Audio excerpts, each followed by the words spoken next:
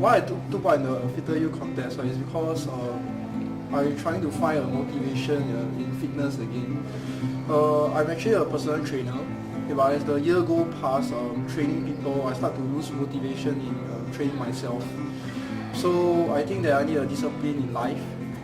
I think that this Fitter You contest is a good chance for me to actually get back my motivation, get a goal in my life, to start up the passion again, to train people and to make myself look good, so that I can actually practice what I preach, okay, to the people, to my client and all.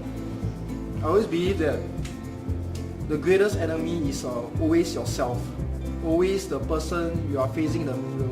If you want to stand up, to look at the mirror with confidence in your life, to look healthy, to actually stay long enough, right, to make happiness to the rest of people around you, start today.